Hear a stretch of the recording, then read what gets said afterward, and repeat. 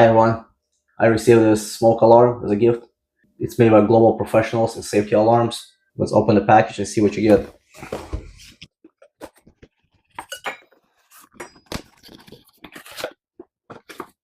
So you get user manuals. This one is hardwired model.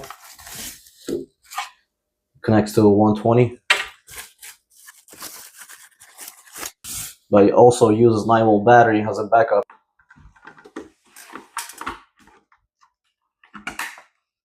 This one mounts on the ceiling, then alarm mounts too.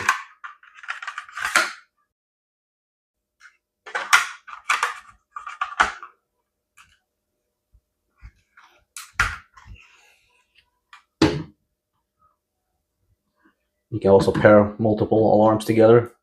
This alarm model meets UL 217-10 US code. Now we're going to test it.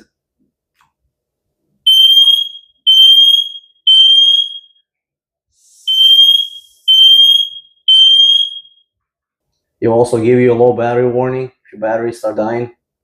This product will last you for 10 years.